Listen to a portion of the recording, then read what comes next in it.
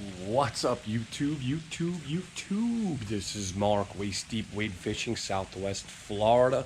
Hope all is well. The weekend is coming. We've got great tides coming up, and today we are going to discuss redfish. I have been getting comment after comment after comment, redfish this, redfish that, how, what, where, why. Well, today what we're going to do is we're going to dissect certain types of areas off the grass flats on outgoing tides that are going to help you, the angler, get on those redfish when most cannot. Today we're going to focus more on the mud flats and the creek mouths of the backcountry. Not only are they productive in wintertime, they're some of my favorite spots to fish in the winter, but they're also very productive in the summertime. But there's a certain time to fish them, and that's what we're going to get into. I'm going to show you how to position yourself, what would be the best baits to use, and of course, what's the best tide. So stay tuned. We're also going to take a look at the satellite. I'm going to throw a couple of examples out there for you, step by step, show you where you should position yourself, how to throw the lures, why to throw those particular type of lures. And of course, that should help you get more fish on the end of your line. Again, thank you for liking, subscribing, and sharing. Love you all. Again, without you guys would not be possible, so I have to tell you every time I put out a video. All right, guys. So again, I want to say thank you for liking, subscribing, and sharing. Without you, it would not be possible to continue doing what I'm doing and taking not only the channel but the charter business and my career in the fishing industry to the next level. So hats off to all y'all, and we're gonna go ahead and jump right into it. I got everything set up, so let's go ahead and sit down, get near the computer, and we're gonna start pointing all the different aspects on how to find these locations for redfish that will produce on a certain tide at a certain time of year. All right, guys, so what we're gonna go ahead and do is get on that computer. I'm gonna go through all the aspects, from A to Z on how to locate these fish, what to use, why to use it, where to position yourself, and what to look for. We're going to use the satellite so we can go through this together so you get a better idea the next time you're out there. And you can remember from what you saw on the YouTube channel. You can use that when you're out there, canvassing an area to find these redfish. All right, guys, let's go ahead and get over there. All right, everybody, so now we're back in front of the computer. So I'm going to take you to a spot that I take some of my clients to. If you know it, you know it. If you don't, you don't. This particular area right here is quite difficult to navigate, especially during the summer times with the bigger tides. If you're not there at the right time, there's no way you're going to be able to walk this. You can yak it, and you can go ahead and pole up to it. But if you're wading it, you need to know what day, what time, and what tide to be there to make this place effective. So what I'll do is I'll zoom out a little bit, just give you an idea. Okay, so here we are.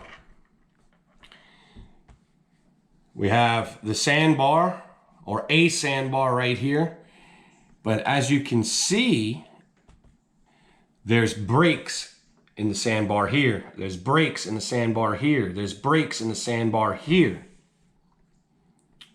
We'll move up a little bit. There's a break in the sandbar here. Okay? So these are all areas that the bigger predators, know that bait is going to get filtered right through here. And of course, it's going to dump into the backcountry. So let's move up to the area that we would be fishing.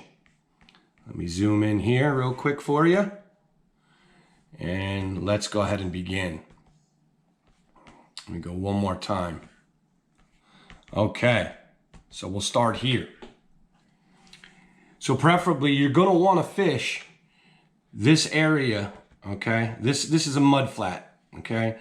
It's mud, it's grass, you got some potholes out here, but we're not playing out here. Today we're playing the point game and we're playing the creek mouth game, okay?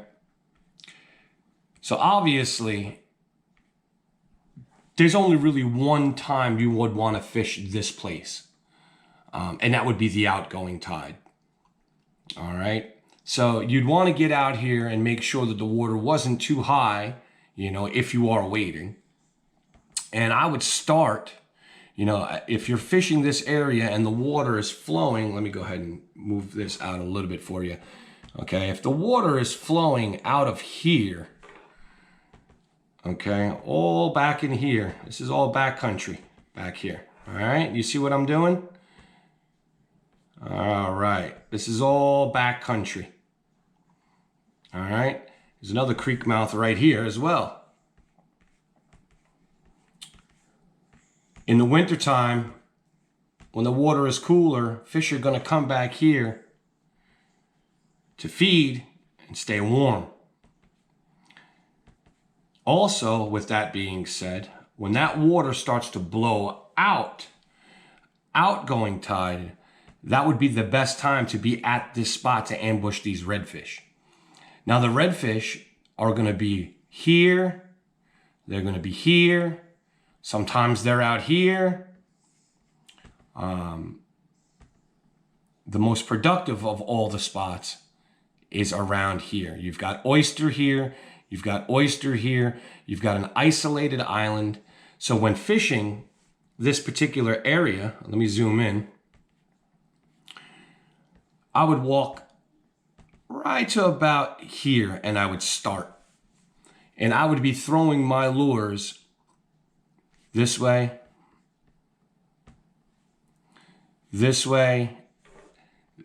on this point, out in between here. You have a bottleneck right here. You have oyster here. You have oyster here. All the bait and everything that is getting pushed out through the tide is going to get funneled through here and through here. Well, guess where those redfish are going to be sitting? Here, here, here, here. Sometimes they're lined up out here like salmon. And everything getting pushed out from here and here and here and here. These redfish, they're attacking it. This is a very, very, very productive spot. I'll zoom in more for you so you can get a better idea. These fish are going to sit in these cuts right here and ambush. Here, here, here, and here. And again, out here. So what you want to do as a fisherman, okay, when you're working this particular type of area, okay, or where you're looking for a mouth, a creek mouth that's dumping out bait, something that's going to be a high probability of redfish, that they're going to be there. This is one of the spots you're looking for. Okay, now if I was sitting in this particular situation and I saw a lot of mullet and a lot of activity, I'm going to throw top waters. I'm going to start here and throw top waters, throw top waters through here, bring them back, throw top waters down this way, bring them back, stand out this way, throw top waters, bring them back. All these points right here, here, here, here, here, here, here, all hold fish. It's just a matter of taking the time, learning the area, being careful, of course, especially if you're waiting, and using what I teach you. Okay, now, of course, your best way to go would be going out with a guide so I can show you one-on-one, you know, in private, you know, in better depth on how to attack an area like this. But I'm pretty sure by the detailed info I'm giving you that you could probably pick this up. If you do any type of fishing at all, you can understand what I'm telling you to do. I'm basically showing you on an outgoing tide, when that water is getting flushed out of the backcountry, find choke points. These are drains. These are all drains. Fish are going to line up here because it's a food conveyor belt. It's a feeding zone. Bait's going to get pushed out from here. Predators are going to line up here and get the free food that's being pushed out. Being pushed out. Being pushed out. Come back up here. Being pushed out. Okay? So understand, this is what you're looking for when hunting for redfish. Now, this is a spot that I primarily use in the wintertime. Winter is coming. I mean, it's August already. But I've also caught 20-inch trout here. I think my biggest snook was at 32 inches. My buddy Connor, I saw him pull one out of here. It was 38 inches. So, you know, with a spot like this, that is, you know, in close proximity to all of the aspects that you're looking for on a flat, you've got grass, you've got a sandbar. But if you notice out in this area, there's some potholes, there's a couple, but there's nowhere near as many as here. So that'll give you a little hint. So let's move down a little bit. After you finish this area, okay, and you can only catch so many in the same spot. And you walk down this area here, this way. Well, let's move down to this other creek mouth right here. Okay, so quick overview. We got to our first area. We basically located where the redfish should be for the outgoing tide. We found our position. We know our water depth. We've already know our wind because we've checked this the night before we went out. Next is going to be what do we throw? Well, me personally, in that particular situation, if I'm there first thing in the morning and I do see activity and I do see a heavy outgoing tide, I'm going to start off with a top water, see how that goes, see how active those redfish are, if they're going to hit it on top. If they don't, since I do have a heavy current coming out of there, you know, it is a bottleneck, I'm going to go with the spoon. I'm going to go with a good old gold spoon, maybe a Aqua Dream blue crab. It's a blue crab spoon. It's actually blue and black. Works phenomenal. I will throw that for a little while. And then if there's no interest in that, then I'm going to move over to a soft plastic. I may throw a voodoo shrimp. I may throw a DOA cal. In that particular water, I know if it's the beginning of the winter time coming off the summer, it's still going to be tannic, so I'm going to be using darker colors, earthy colors, browns, dark greens, black, maybe a gold with a brown. If it's more into the winter and the water's, less tannic and more clear, I'll go with a lighter color. With the golden glow, maybe a chicken on a chain, maybe a pinfish pattern, possibly a scaled sardine pattern. All depends on the water clarity and what you see going on in the water at that particular moment. So stay tuned. We're going to go up to the next scenario, the next spot that we would fish, again, in the backcountry. Okay, it's a drain, but it's a tighter squeeze, and you're going to have to work it a little bit differently. So stay tuned. Well, here you go. Here's another feeding zone that is very productive on an outgoing tide. As you can see, all this water, everything back here, okay, all this, all the bait, all the mullet, all the shrimp, all the crab, anything that's small that can't withstand that current, it's going to be pushed out here. And all this tonnage of water getting squeezed into this little bottleneck is going to create a huge current. and the fish will pick up on that current. Okay, that is the important thing. Fish are going to feel that water coming out of here. Now, I'm not saying to not fish this on the inside. I rarely do, but I do fish this on the outside, this area right here. And it is very productive for redfish. On the outgoing tide, preferably in the wintertime. In the summertime, this water gets quite deep and it's hard to navigate. In the wintertime, when you have those negative tides, most of this, okay, is exposed. So it's just like walking along a beach. But you do want to get here on the beginnings of the outgoing tide because you have to have water flowing out. You don't want this dry. So keep that in factor, and keep that in mind as well when searching for spots for redfish. And again, on this spot, because we have such a tight bottleneck, I'm going to change techniques. I'm not going to be throwing top waters in here at all. This is a spot, if I was, positioned over here and it was the back end and it was a slow moving outgoing, then I may throw a top water to this point, bring it back, or over here and bring it back, or stand out this way and throw it and bring it back. But for the most part, I'm going to be positioned right about here, and I'm going to be throwing a 1/4 ounce jig head into here and bopping it, letting it hit the floor, pop, pop, letting it hit the floor, pop, pop, letting it hit the floor, and then I'm going to bring it back out to me. And I'm going to try a variety of different colors. I'm not going to swim it, because there's going to be no need to. That water is going to be coming out there, at a pretty fast pace.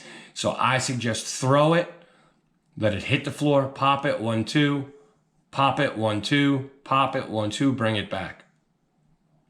Do that with different types of baits. Again, you're looking at a mud flat, okay? So you can see the colors of the area. Try to throw something that's going to match the area. Okay, you've got greens, you've got browns, you've got sandy colors, especially in the wintertime when this water is clear. My next move after that is, again, I'm going to go back to the spoon. I'm going to throw a weedless spoon up current, okay, and I'm going to jig it. I'm not going to just straight crank it. I'm going to throw it, let that spoon, drop, reel it a little bit, reel it up a little bit, let that spoon drop and flow with the current so it looks natural. And that is the key. That is the different aspect that is the different technique that you're going to use when you're working this faster moving water. Okay? You want that bait to look natural. You don't want it to look like you're swimming it through there. You want it to look like a piece of bait that is getting caught in the current. That's basically out of control, and that fish is going to see that, and he's going to target it. Where other fish are just swimming in and out, if you throw something in that looks erratic and looks like it's out of control and it stands out from everything else, chances are that redfish is going to get it. And again, redfish feed on the bottom, so throw lures that are going to be close to the bottom. So you might have to up your weight, especially if you have a harder or faster moving current. So instead of throwing an 1/8 of an ounce, go to a 1/4 ounce. If that 1/4 ounce isn't doing it for you, then go to 3/8. I rarely use 3/8. Most of the time, a 1/4 ounce will do it. And of course, you know what I use. You can go to all of my links in the descriptions to find out what jigs, what plugs, what soft plastics, what top waters I use. All the links are in the description. All right, guys, so I'm going to end the redfish location session today. I hope it all helps. I hope that you can take advantage of what I'm trying to teach you. And again, if you're interested in booking a one-on-one session with me, a wade fishing trip, all of my information is in the description. All you have to do is click on one of my links to get in touch with me. You can call me, you can message me, you can email me. We can set up a date and a time. We can get out there and fish together and get on those redfish, those sea trout, and those line siders. Till the next video, my friends, I will see you all. God bless, tight lines, get out there, go fishing.